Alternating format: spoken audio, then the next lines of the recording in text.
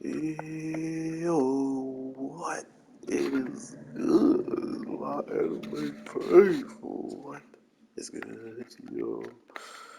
So I honestly think Fire Force is one of these shows that it gets you comfortable with stuff, and I'm pretty easy to forget. Like if there's really dark elements in a show, if there's so much lightheartedness to kind of blend in as I kind of noticed Fire Force is really good at doing. Um, Not only does it blend in almost seamlessly, and I don't know when the switch is just going to get flipped on and someone's going to get bopped. Seeing this guy who was doing some pretty dope stuff and had these thermal eyes helping out our cat girl who can't keep her clothes on.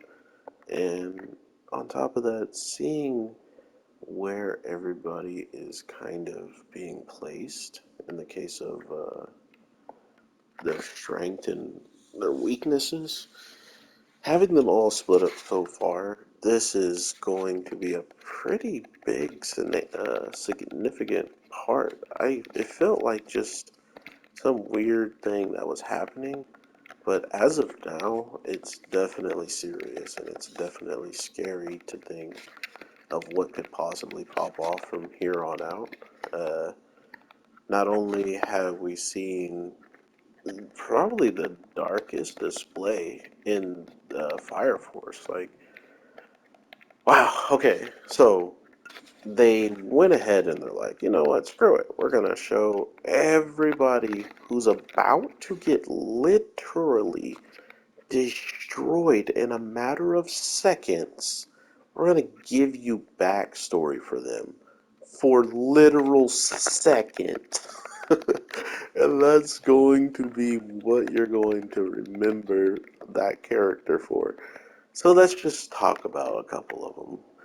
One, a guy was about to get married, and right when he was about to plant this nice kiss on his wife and remember the moment, this thing jumps on him like it was about to plant a kiss on him. Not only that, You want it? no, I'm good, thank you.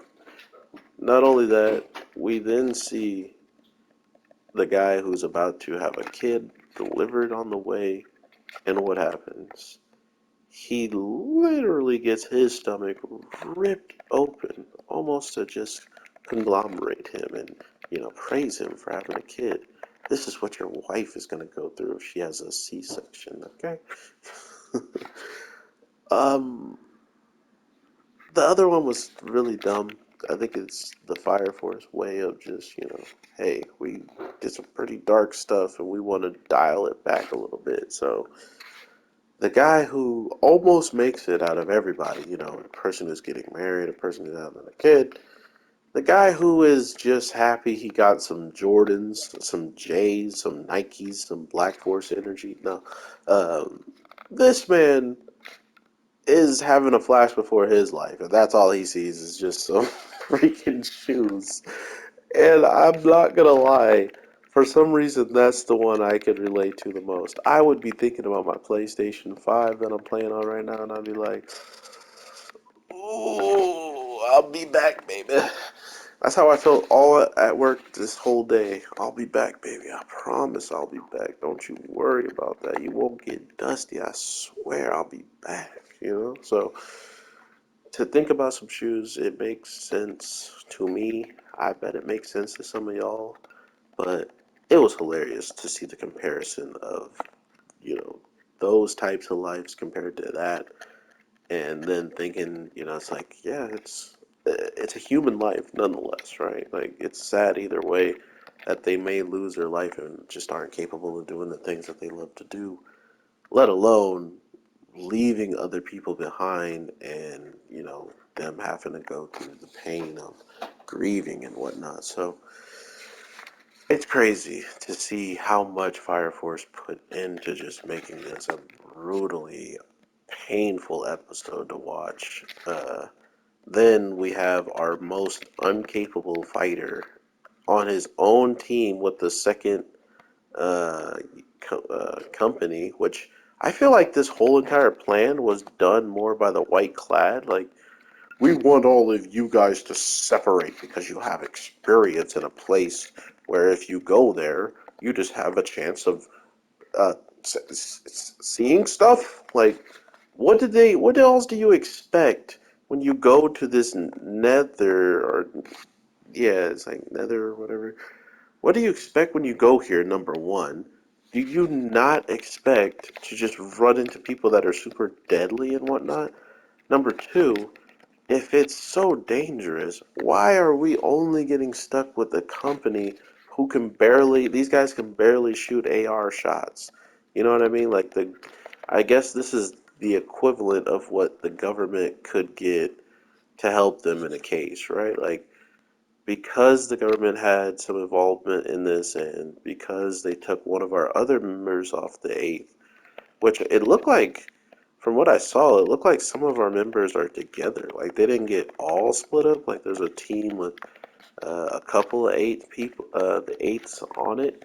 So that's an interesting take as well, because with one of our members absent and in the military, literally doing nothing, and she's way stronger than Lady Gets Naked all the time, she would be such a bigger asset. And here everybody is saying, "Oh, you need to go and sit to death. Like, you're not that strong." The buffest character almost in the whole entire show is being told she's not strong, bro. Like, are you dense?